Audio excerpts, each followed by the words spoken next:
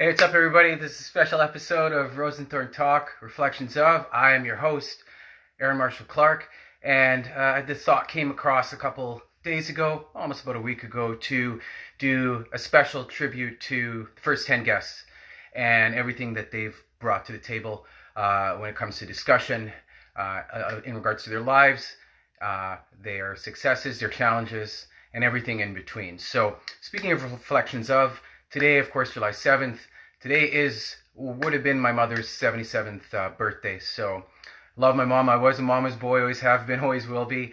My dad and I had some time to reflect on her today, visit her today as well. So, these days are always special for me. It's even more so special for what I would hope a mother seeing her son 23 years removed from when I've seen her last, shining in his glory and doing what he loves with his life and being passionate about what he does and finding that passion in others and letting the world know about how unique all of us are and what we all bring to the table, and the table being that table of life and what we can contribute. So with that being said, happy birthday to my mother. I love you, Mom. And we're going to continue the show. And there's a lot to talk about. A lot of intriguing, a lot of inspirational, and a lot of incredible guests that I had for the first 10 episodes. All had strengths and vulnerabilities that they talked about, which of course builds character. And that's the most important thing when it comes to discussing others and learning from others, that you can learn from them, resonate what they teach and what you can teach them. This whole process is not about winning, it's about learning. And that's how I define my path in life, and it's always intriguing to hear people's stories and how they came about. Thanks everyone for joining. Of course, I've said that before. I always say that. Probably say it a couple of times tonight as well as the broadcast goes on. So our first guest, of course, was Sean Edwards. So story about Sean and I. We met on set. We both act, and we met last fall on the set of a movie called Tales in the Hood 3, and going on 42, as I like to mention. Proud of my age, proud of my growth and my experiences. So where I'm going with that is in 95, when the first Tales of the Hood came out, I was in probably grade 10, I would want to say. Now I was in the third part, and I ran into Sean on set, Sean Edwards. And we started to talk. We had mutual friends, as they say, small world. And next thing you know, I wake up one morning and decide, hey, I'm going to start this podcast. And I decided to call it RoseNthorn Talk. Knew right away as I got up, just groggy, knew what I was going to call it. Knew who my first guest was going to be. That was supposed to happen. That's how everything formulated with the show. That was the catalyst, and here we are reviewing the first 10 episodes not even 3 months later. So it's an amazing thing. So with Sean, it was very important to have him as the first guest for one of three reasons. He was just graduating from Red River College in marketing. Again, congrats, Sean, for that. He's also a father, very dedicated father, and it's not for show, that's for sure. And I'll go into more detail about that as well, and to why I've come to that conclusion and my reasoning and my takeaways, as I say, from listening and learning from Sean. And family, how important how family is, just how I should say, started the broadcast just a moment ago, speaking about my father and my mother and what they've taught me and ingrained in me as I grow wiser. So with Sean, he was very candid about learning from his family and staying humble. That's huge, regardless of what your background is, your ethnicity, nationality, however you want to word it. It's very important, as we all know, especially those of us who do have children, to be humble, to teach them right from wrong, really. You know, that can go in many different avenues.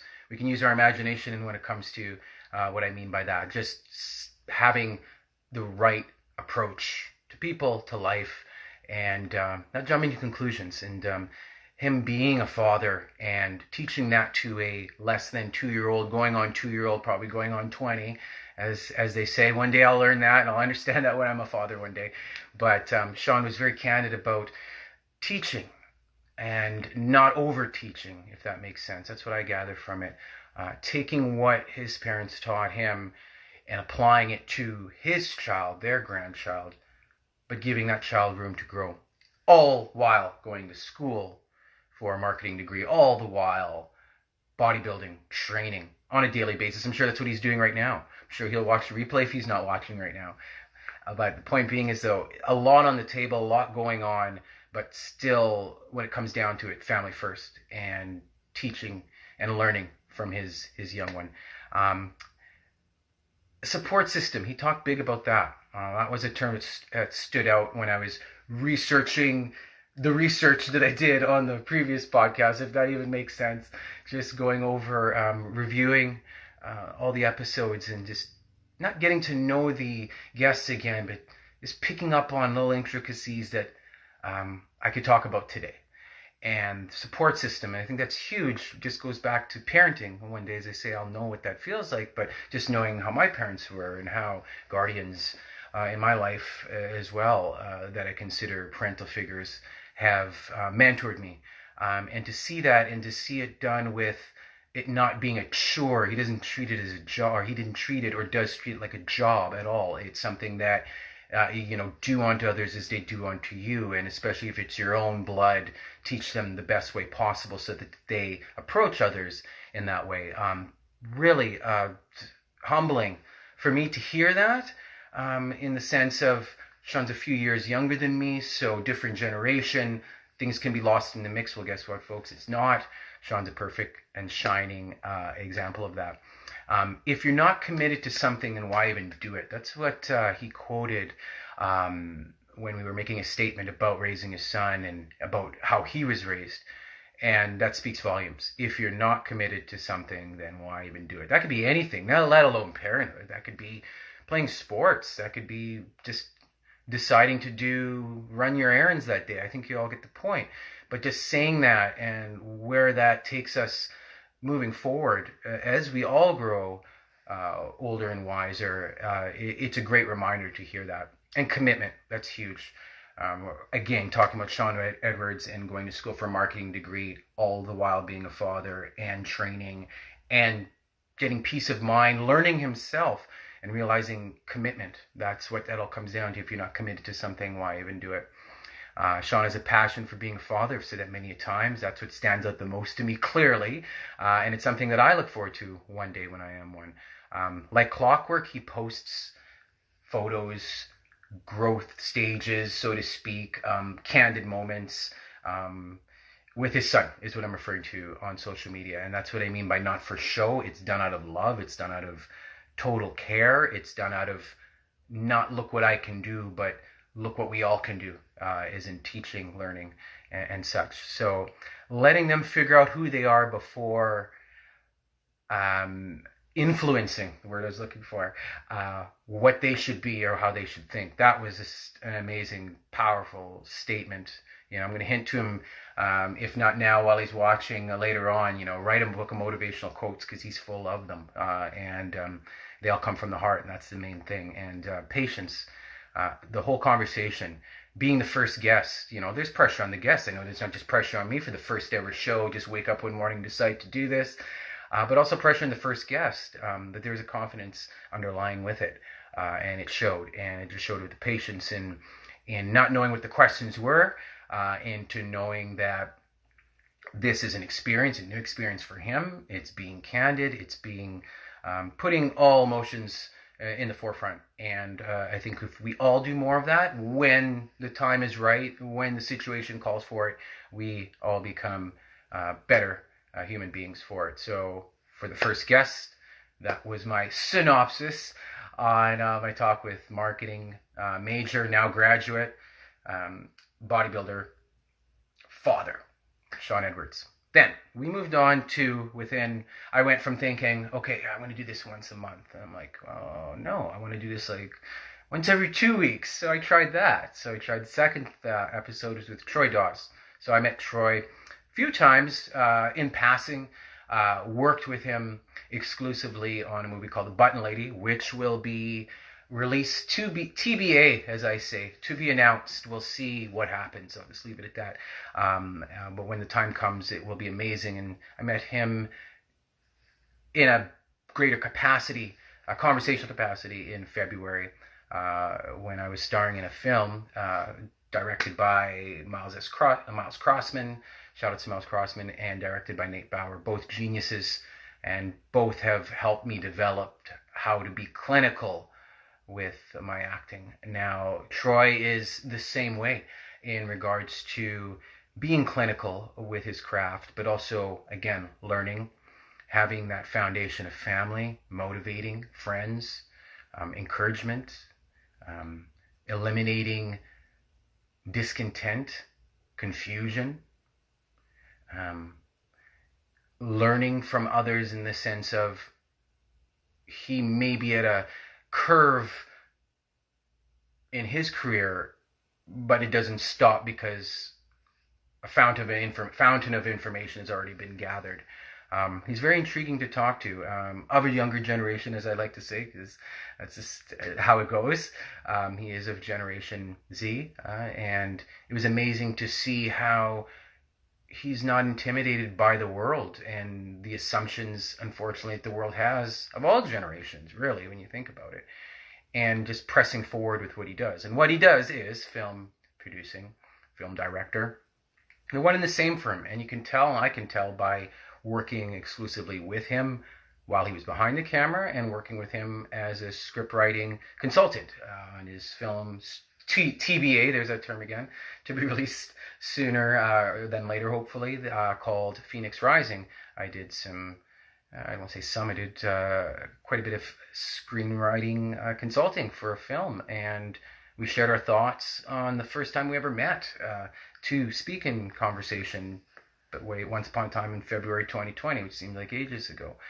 And to have him as a second guest was dipping into the arts, and a side of the arts on the other side of the lens. As I said before, I've acted, I have for 5 years, take acting classes, learning from the best and continue to do so. But for someone's perspective from behind the lens was intriguing to me as someone in front of it. But it was that world of actor, director, talking, but not about necessarily a project they're working on in life in general, how life is one ongoing project, in my words. So maturation, that goes back, not just because of the generation he's in, but just what he does for a living and how clinical we have to be in acting. And not perfect, but everything has to just flow. And if it's not, it has to be figured out why it's not right away. Much like any other career, whether you be a plumber, a doctor, what have you. It just seems such more so critical, I'm trying to say, because there's cameras on you while you're trying to figure things out when things aren't figuring out. So that's what I mean by that. So having a vision, fit, and overcoming doubt. Having a vision fit for his age, dreamer, visionary, lots of plans, but overcoming the doubt so that those plans as a young man don't just turn into coulda, shoulda, wouldas when he's in his 40s, 50s, 60s, and so on and so forth, if that makes sense. That's a takeaway. These are my words, of course. These are my analogies and what I've processed throughout the past few days. Now, creating content based on making it worth the viewer's time. I think we can all attest to that. I'm not going to name names or shows or movies as I roll my eyes that we've all watched that have just baffled us, as in, how did this make it? But, teach their own. But someone who is a visionary is going to see it beyond what they want and what the audience wants. And that's amazing. And that's what I see in Troy does, and what he brings to the table when it comes to directing, producing, script writing, so on and so forth. Now, the dynamic in bringing in the dynamic in bringing out the best in others, I'm trying to say, in a world of repetition, meaning film, saying everything is, but I think we can all attest to that as well. Not speaking for anyone, but just in general, when we come across something that just seems like, well, I've seen this before, and I've seen it 3, 4, 5, 10,000 times before, it's refreshing. Where I'm going with that thought is to see someone who is, again, not just thinking about what they find interesting, but what the audience would find interesting. That could be on a historical standpoint, could be the horror genre, it could be religious films, it could be wartime films, regardless. It's about bringing to the table stories that others have not heard about or know little about. And that's huge, I feel, not just as an actor, but seeing Troy portray that, live that as a producer and a director. And again, that speaks volumes. The difference between hearing and listening, he mentioned that as well, which is just like mind blown emoji. I hope everybody knows what I'm talking about. There's like this emoji that literally looks like it's mind blown, and I call it mind blown emoji. So when I was reviewing his episode and I heard him say that, mind blown emoji, that's where that comes in. There is a big difference between hearing and listening, because you can hear something but not necessarily listening, or you're just hearing what you want to hear or listening to which parts you do want to. And by him bringing that to the conversation in film with the characters, hey, that's a winning formula. So Troy Dawes, second episode of RoseNthorn Talk, just an amazing, intriguing individual. We moved on to, well, myself and my conscience moved on, I'm saying, to, well, we're going to go from once a month to once every 2 weeks. Let's do this once a week. And that's where we stand today. Sometimes twice a week. We'll talk about that later, perhaps. But then I moved to the once a week scenario, and that was the third weekend, and that was with comedian Eric Johnson. Now, here's a guy that loves to be the center of attention, but brings everyone into that center of attention. That's my words, how I process things. Being a comedian, you're on the forefront, right? You're in the trenches. You're in the trenches. You're the captain, lieutenant, the sergeant, and general. And he plays and wears all hats in his respective fields so well because he brings in his audiences. And I've seen him live, not just online. I've seen him live. And that's how I came upon meeting Eric. I was with a friend, and we had seen Eric perform on a Wednesday night at Johnny G's downstairs, McDermott, I want to say. Been here 22 years, can't even remember where that restaurant is, but you know where the area is. So the point being is, I went and saw him, and it was genuinely a funny guy. Not someone trying to be funny, someone who actually is funny. Again, family. He spoke of family, as of all my guests, and that's going to be a reoccurring theme in this conversation, in this review, in this reflection, and how family and lineage of his, that is, we're entertainers. Family and friends equals funny. That's me, 3 F's, not me personally. That's my takeaway from when he mentioned that statement. Family, friends equals funny, because he talked a lot about the steel town, Hamilton, Stony Creek, right outside of it. You know, it's like how Steinbach is close to Winnipeg. You know, it's so close that it's almost that same city. But he also talked about the differentiation of how Hamilton is different from any other big city, bigger than the Torontos, bigger than the Windsors, bigger than the wherevers and the Ottawas, and how it carved out its own path and its own place in Ontario history. And when I say it like that, he would refer to Jim Carrey's, the Mike Myers, to John Candy's, all who have been born, bred, raised, started in the Stony Creek, Hamilton, and surrounding area. And he talked a lot about the people, a lot about the people coming over from, especially Eastern Europe, during war times, during times where it wasn't always the best of times in other countries, and found solstice, found understanding, found calm and direction by coming to Canada, but also found conversation, communication, and comedy.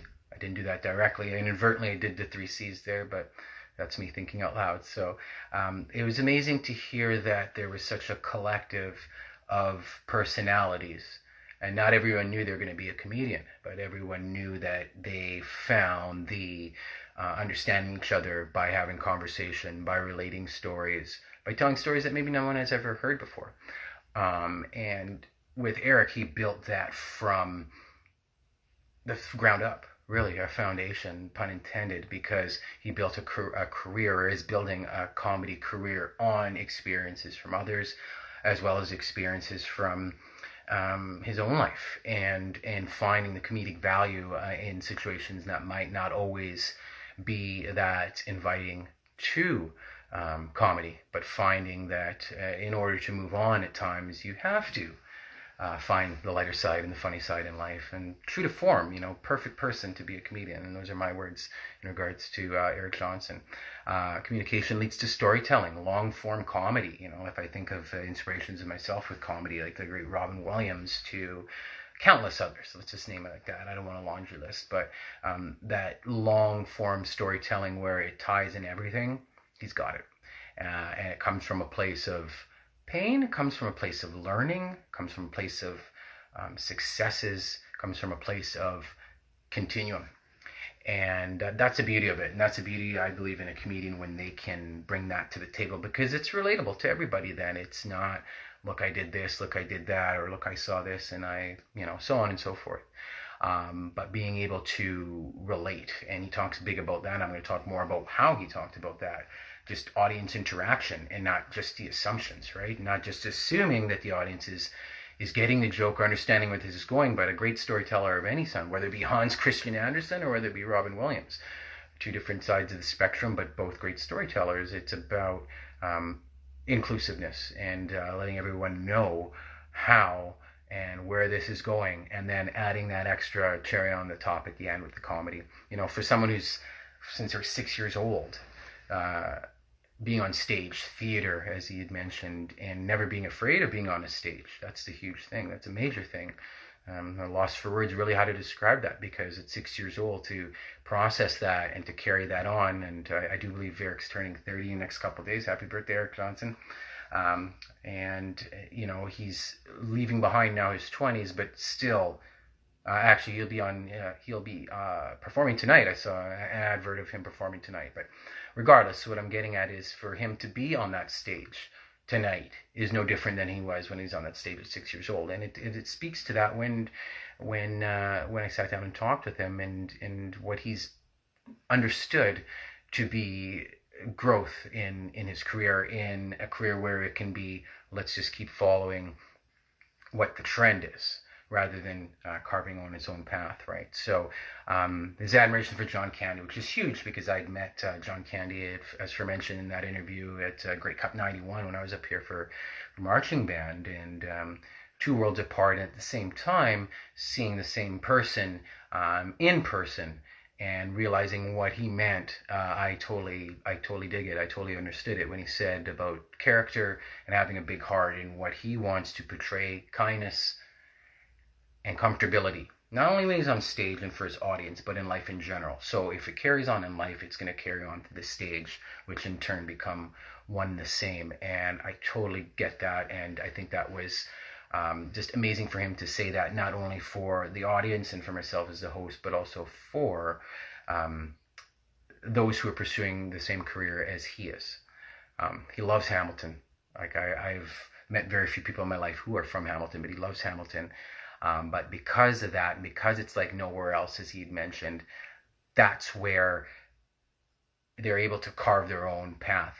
And I say they, really I'm meaning him and others who are starting out their careers there and realizing it's not just another city. It started everything for them, and willing to move on, but always willing to understand their roots and where they came from, and still being able to carve their own path. Now, manifestation, that was a big word. It is a big word, and that was a big thought that Erica brought to the table when we had talked, and taking all the right steps to follow the dreams.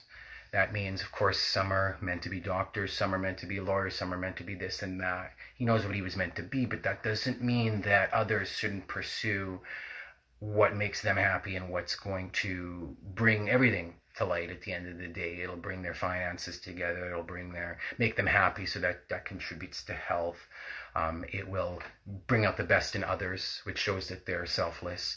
That's what I get from when he says manifestation and taking the right steps to follow one's dreams. Now, extremely hard worker. I mentioned his father passed when he was younger. I believe when he's 12, 13, going on 13, which is considerably young.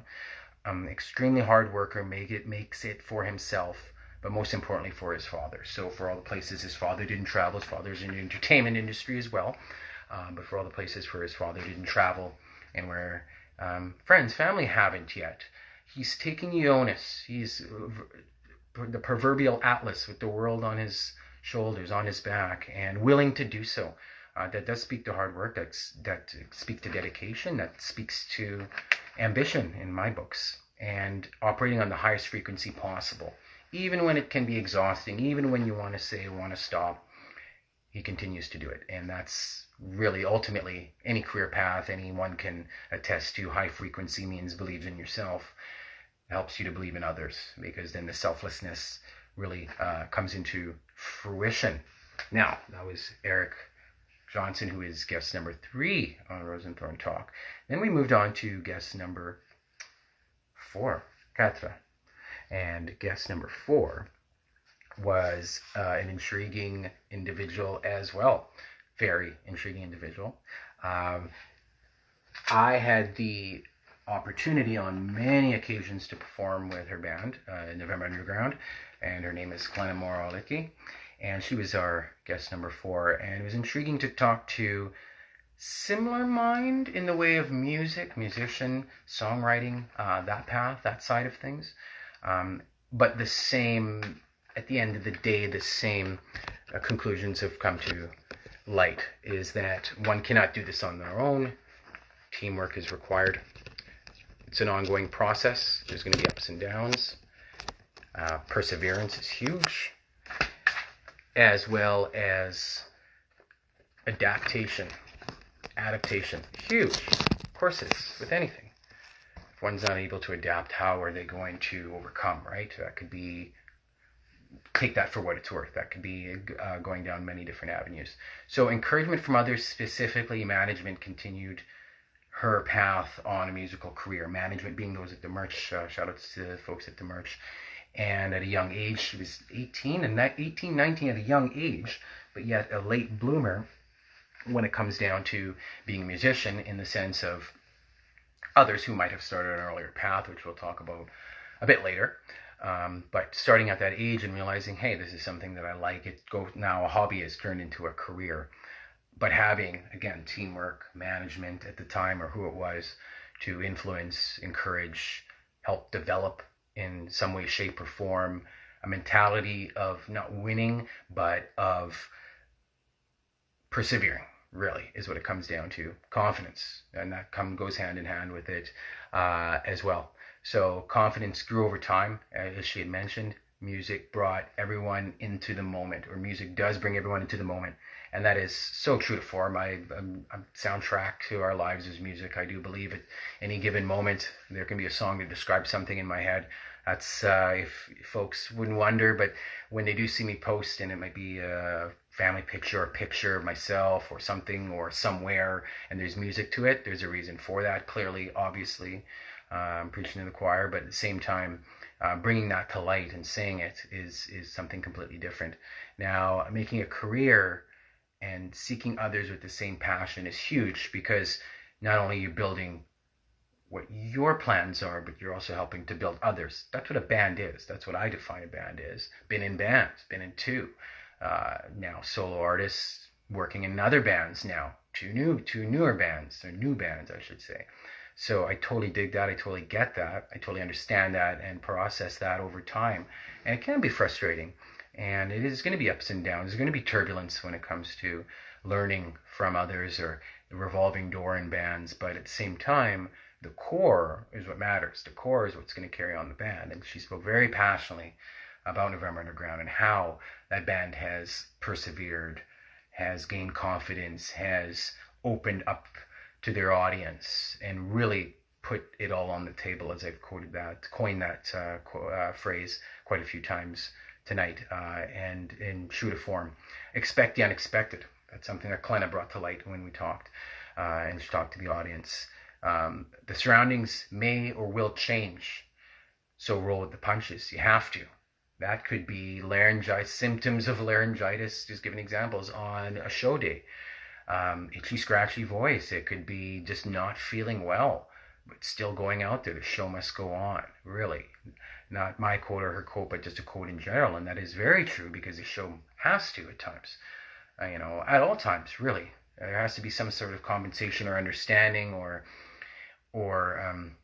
clarity that's brought, especially when you're a musical performer, because it's the audience that's anticipating. They're the ones that'll be disappointed if things do not happen, really, truly. And then coming from a theater background, her coming from a theater background and still willing to revisit that, realizing that it's not something that was just part-time, not something that was just a hobby or fad, or something that was just done as a kid just for kicks. It's something that she's willing to revisit, but saw music and being a performer, bringing that to the table first. and foremost as a growing pattern is amazing, because having that type of mentality means that you're a team player. It means that you're a leader. It means that you can teach others a similar path, if not the same of your own, and grow from that. So that's huge. And just, again, the revisiting part, she was very elated for revisiting that in the future, and seeing that growth of a theater to musician back to theater. It's going to be a wonderful thing. Selflessness to teach others. I briefly touched on that a moment ago, but yeah, that speaks for itself. And just the optimism, not just because of a friend of mine for many years and a very, very close friend of mine, but also the optimism that she always has in good and bad situations. She could have the worst day and you'd never know. But if you ask, then, she'll share her thoughts. And that speaks again back to selflessness. So Glenna was our fourth guest on RoseNthorn Talk, which is amazing. And I might as well mention it as well. Glenna and I, in the near future, let's just put it that way, we won't put a timestamp on anything, are in a acoustic duo called Tantamount. Look for new music from us in the future. So, surprise. And then we moved on to guest number 5. First CEO on the show, which was Paige Batcher from Louisville, Kentucky. Traveled the world, very worldly person, not just with learning from others and traveling. That's a huge part of it. Language, learning other languages, being open to change, really. Leadership. First time I ever spoke with her, leadership. One of the first things that came to mind, as well as someone who has their emotions and their intent with those emotions in the right place. And it's few and far between in this world at times, as we all know. Someone who stands up for equality on all fronts, being a woman CEO, whether it be women equality, racial equality. It's her perspective is about being divisive about those topics. It's about how do we all make things better, and not just talk about it, but actually do something about it. I think we can sum it up by that. That's the bottom line right there. But said with someone with both a life street smarts, so to speak, a life experience point of view, but also book smarts, like a multiple degree holder. That she's the type of individual that I'm sure as she grows older and wiser, they're going to, give her honorary doctorates and such. She's of that pedigree, but very humble about it, because she's always has something next to learn. And those are the best people to learn from, because that's why they are leaders, in my mind. No fear. Leaving the corporate world, especially what she was doing before becoming an entrepreneur, and putting one's passions at the forefront, regardless of the challenges, were some of the direct words quoted. Like, couldn't quote it better myself. I haven't heard it quoted like that in many, many moons. But also acknowledging and overcoming challenges as well, not procrastinating. We all have a tendency to do it in some way, shape, or form, but also not taking it to the point of, well, nothing can be done about it, so we're just going to forget that happened. No, that's just not how things work. That's not how challenges are overcome, and that's not how we learn from each other. And just coming from a standpoint, especially living in a different country and all what's going on down there right now, having the word I'm looking for, being very upfront about there are issues. And there are world issues that we all need to discuss and not get upset about when they're brought to the forefront. And that goes for a majority of what I had mentioned earlier, of why this was such a fascinating individual to speak with, because they've lived in multiple places in the world. She didn't just live in Kentucky. She didn't just live in California and other states. She lived in many places around this world. And learning from other cultures is the best way to understand other cultures. No, that's how I feel, especially coming from a mixed background myself. That's what is ingrained in me, to learn from others, and not hold people to their word, make sure that their word is everything, and there's accountability for those words, is what I'm getting at. And to speak with that with optimism, though, and not speak with it about in the context of disappointment was huge. I'm not surprised by it, but I am appreciative of it because the audience need to hear that as well, especially from someone who's come from a page of referring to come from a corporate world where it could be just, and nothing against that, I was in it myself, but come from that where certain things are just forgotten about because it's not your concern. When you make it your concern, that's where you make change, and that goes with anything in this life. So it was amazing to hear from that standpoint, but also from the standpoint of creativity, being a web designer, web development.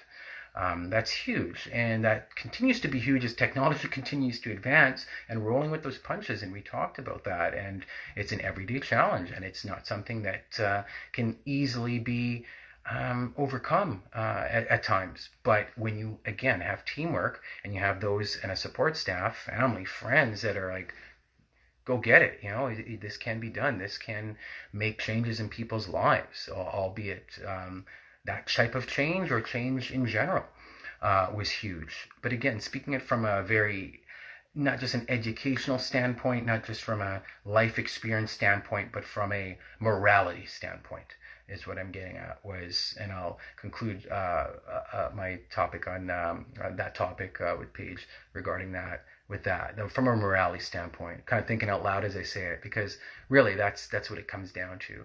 And that we are all equal and we're all going to have challenges, but if we work together, we're going to make great things happen moving forward. So that was guest number 5, Paige. Then we moved on to 6. And keep in mind, this is now moving in from every week to Aaron and his conscience thinking, hey, maybe this might be a twice a week thing, and that's where it's going now.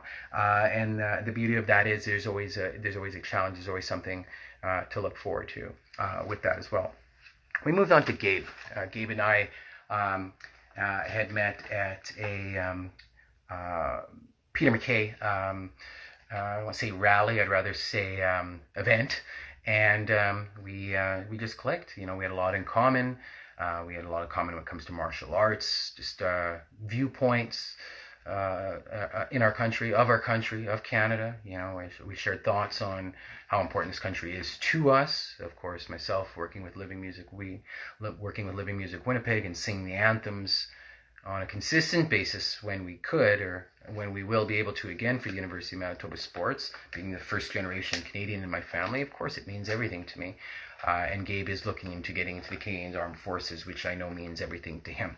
Now, we had just I really have to say, the topics were everything that we had talked about, as with all guests, but we had sat down about a week before and had a coffee and talked about just life in general. And it was when things were starting to open up due to COVID, phase 1-ish, 2-ish, I want to say.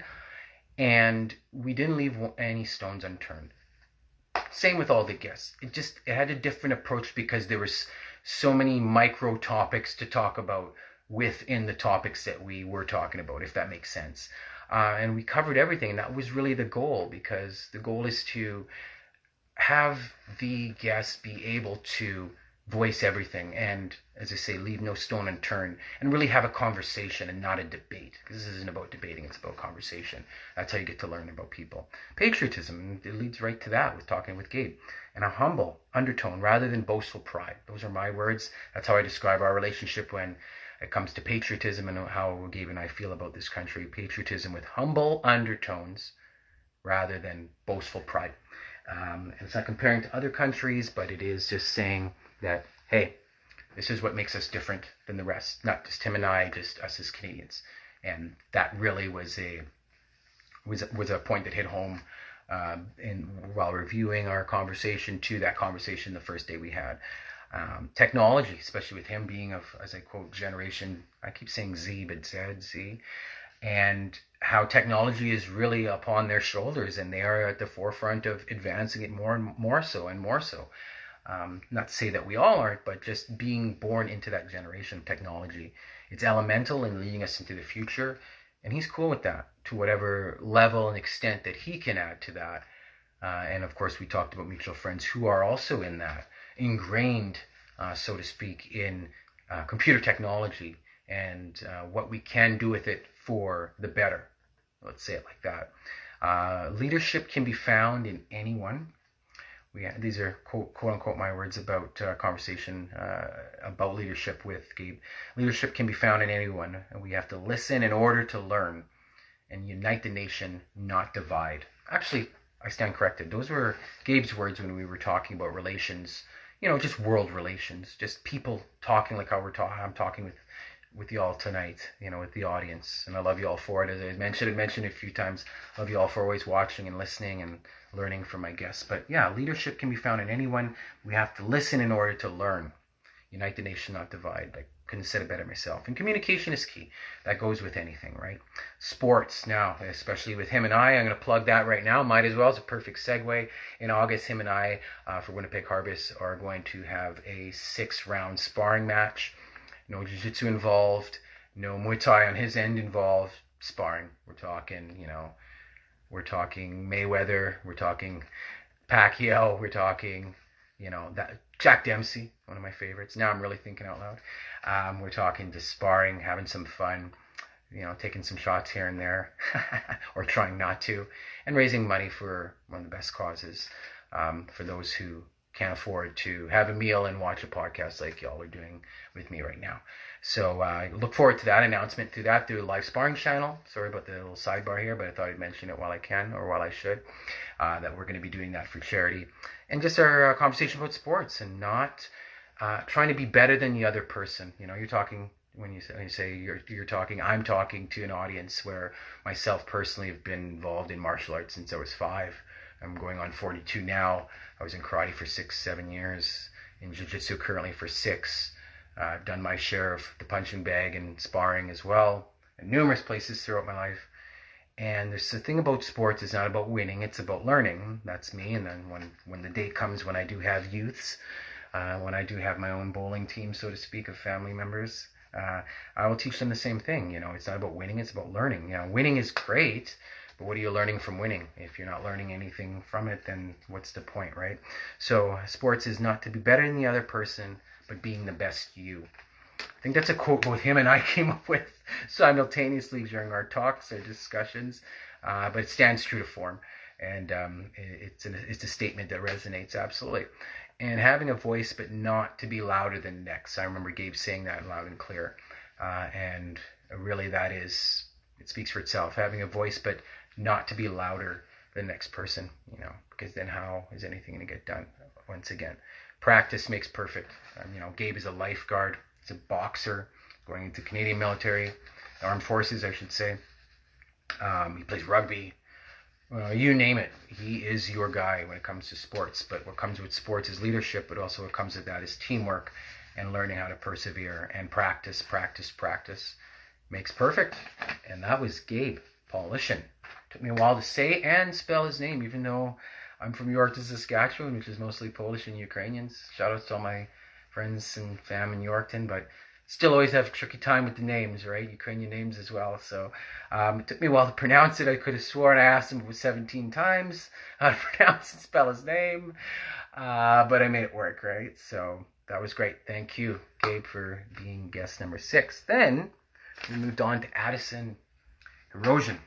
Addison and I have a mutual friend, and my friend, not just friend in the banking world, but someone I grew with in the banking world, working for RBC for 10 years that I did. Addison and I shared a mutual friend in Blake Houston. Shout out to Blake Houston. Shout out to Eric Houston. Great friends of mine. And really good friends of Addison as well. So, as they say, small world. And Addison is in real estate. This is the type of guy, here's a guy, as Chris Collinsworth would say, here's a guy you want to talk to about real estate investing and real estate in general. Why your home is the best investment, my words, and I brought that to fruition during our conversation. You're not going to meet a more of an enthusiastic person, or if you do, I should say it like that. Hopefully he or she is as enthusiastic as Addison Erosion. Just in reflection, that's one word to describe him. Knowledgeable is another one. Enthusiasm comes to the forefront right away. Every day is a new day with this guy. He doesn't dwell on mistakes or bad days. There's no time for that in his world. There's no time for that in any of our worlds. It's that we make it that way, and we're all guilty of it, myself included. But we just can't dwell on good days, or bad days, I should say, and the good days we dwell on them a bit, but we always realize that the next day can be just as good, if not better. And that's amazing that he brought that, especially in the field of work that he's in. But he is one of those type of individuals that knew from a very young age what they were going to do. My sister was the same way. At 4 years old, she knew she was going to be a ballet dancer and be a teacher in the end, throughout her career, towards the end, to teach others. She's a teacher now. Fancy that, Same with Addison. He's a teacher by nature. He's an educator, in his words, and that is the total truth. I see it. I can anticipate him always wanting to learn from others, but yet have a foundation to teach others they become better people as well. Learning is life, and trust in yourself. That was a summary of a bit of a discussion we were having throughout the podcast.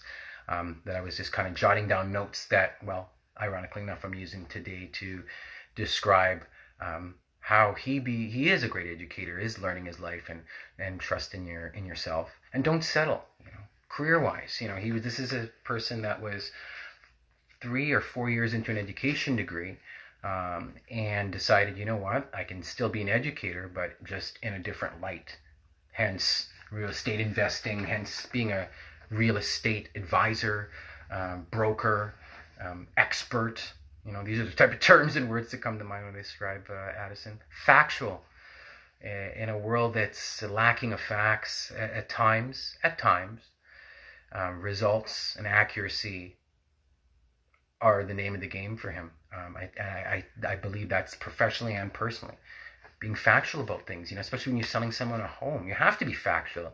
Can't be not telling them about things, and there are those who will follow that path, and that's too bad for them, and that's how they approach it. But to have someone genuine that doesn't approach it that way, and have them on my show to talk about that modesty, honesty, when it comes to one of the biggest investments financially that we'll make, a home, he's a perfect person for it. Absolutely, 100%.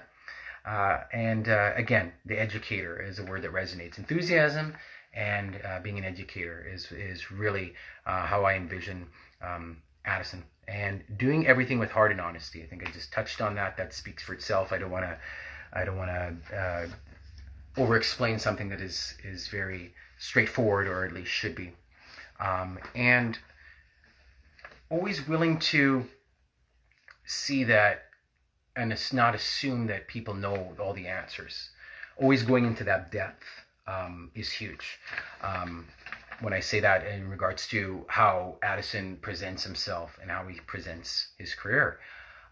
Assuming someone knows the ins and outs of buying a house or flipping a home and all that jazz, all those things I asked about him that y'all can review on the episodes that are available for viewing. The point being is, though, that's crucial because you don't want to cut corners. I wouldn't want it. I wouldn't want someone to do that to me. Why would I do that to someone else? There's always been a philosophy that's true to form that I've come up with or spent time explaining to others, that it has to be very transparent. There has to be clarity.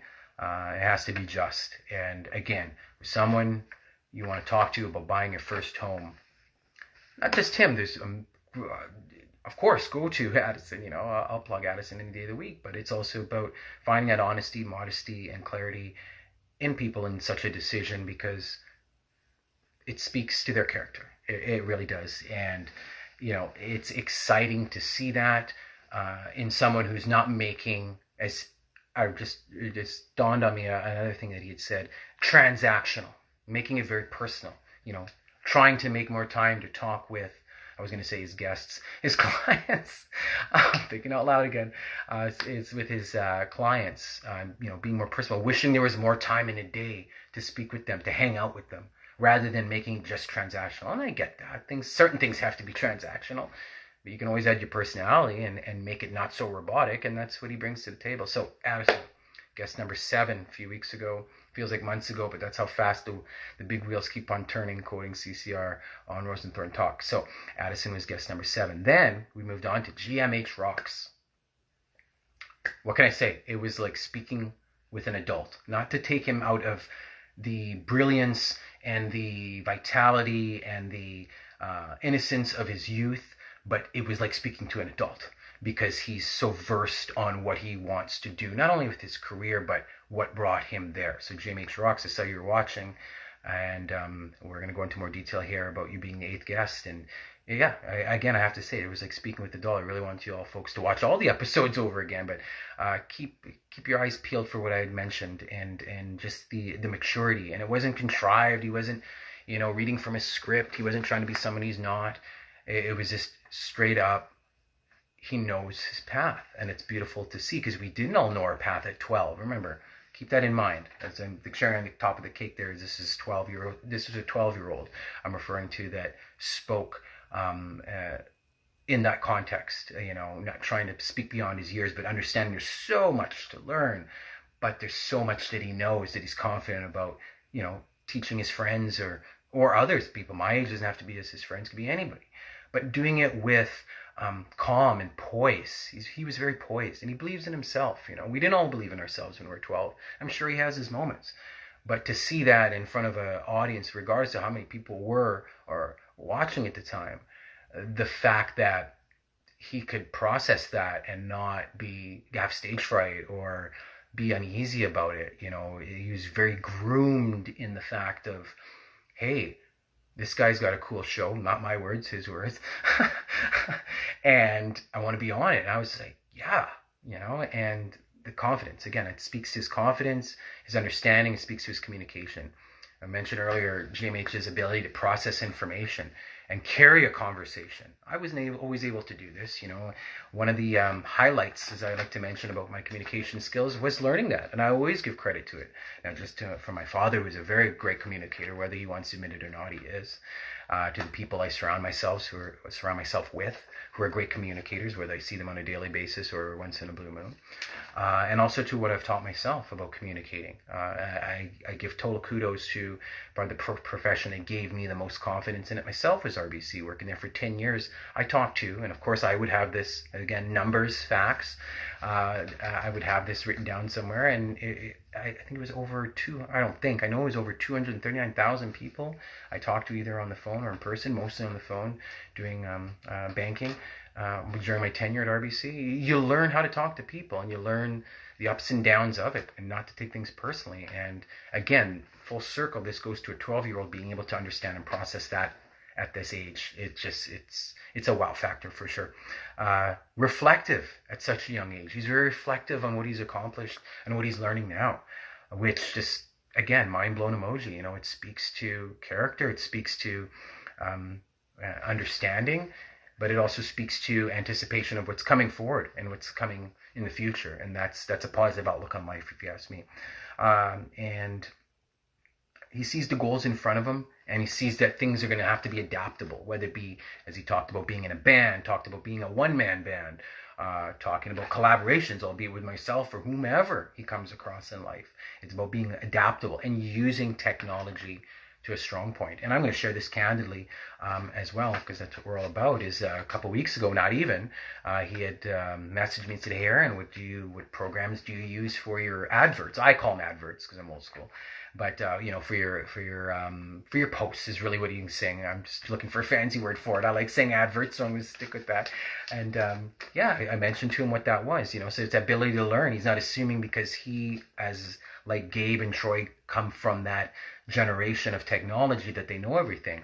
They want to learn, and they want to use it to their best ability in their own way. And that's what I took from that. And that just happened not even 2 weeks ago. He understands the online.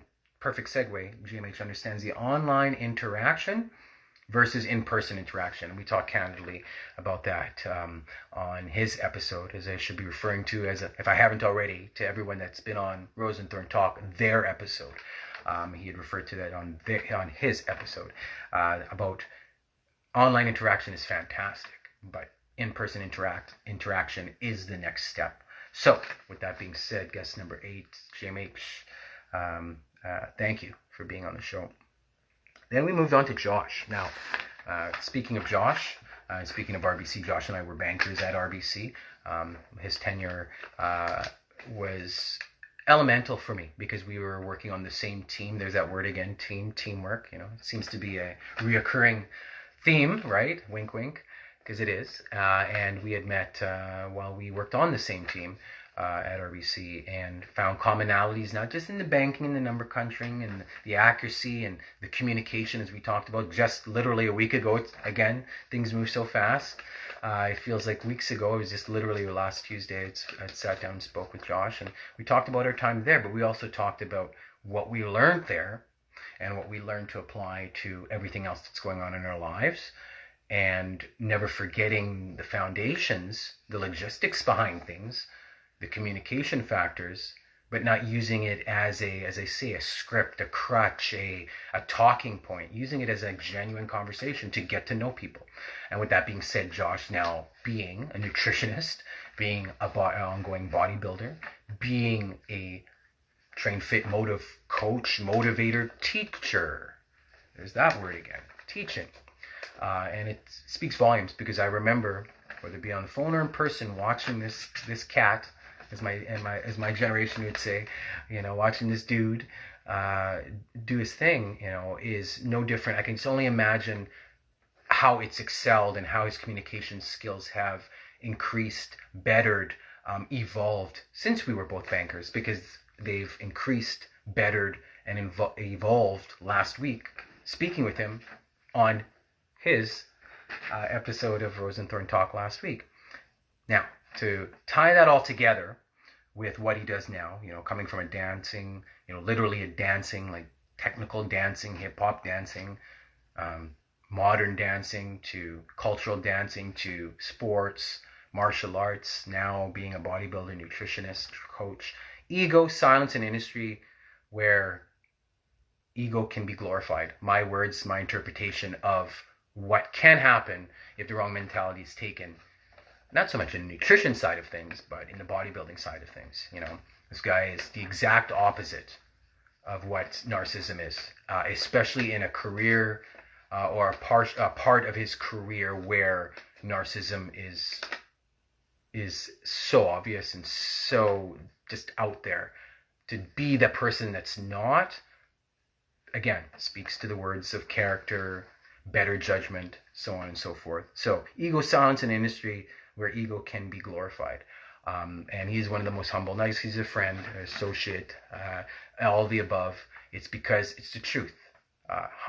His humbleness will take him and has taken him far in life and will continue to do so. Teaching, as I mentioned earlier, with his teaching, his willingness to learn to make or bring out the best in others makes the best teachers. My words, my analogy, I come from a family where my one and only sibling, my older sister, shout outs to my sister Jen, love you. She is a teacher, dance teacher, psychology teacher. I myself have moved into teaching with artist development and public speaking with Living Music Winnipeg, with my phenomenal business partner, friend, Miss Jackie Shaw. So I understand the teaching standpoint. I understand to be a great teacher, you have to be able to listen. Hence, the podcast is just a twinkle of that in my eye of where I plan on taking teaching.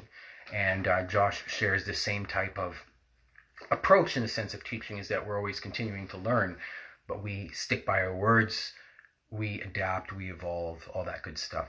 Now, it's not about winning. Again, it's about learning. Lasting reflection is experience. So just meaning experience will help you to guide others, but the learning curve is ongoing, and I can't stress that more because I've stressed it a lot tonight, and there's a reason for that, clearly, because we all need to be reminded of that. So a regime, scheduling, game plan. Like I'm telling you, when I get up in the morning, it's fairly early, but it's not 5:27. And, that wasn't me, never really was me, never will be me, but it is Josh. And it's amazing that he does that, because it's like clockwork when I do see his social media and when he's doing it, getting up and doing that and posting that. And it's not to brag and say, haha, I'm up at 5:27. It's to say, hey, this is how my day's starting, but I stick to this. So it's inadvertently, if I could use that term, teaching others to stick to a script, stick to a schedule, try your best to do so. Easy for me to say I'm a single guy with no children, as opposed to, say, someone who's in a relationship or someone who has a family of 3, 4, 5 kids, 2 kids, however many. Of course, we're going to have different schedule, different regimes, different game plans. But whatever that game plan, schedule, regime is, trying to stick to it. That's one of my biggest takeaways from Josh, and always to remind myself to always continue on that path. And empathy. For goodness sakes, empathy. This is a guy who looks like he's been chipped out of marble, chipped out of granite. He could have, in most eyes, could have had the biggest ego in the world, and he has the exact opposite mentality. He has empathy. He realized that he looks like he's chipped out of, my words, he looks like he's chipped out of marble, out of granite, but he's not treating those who aren't.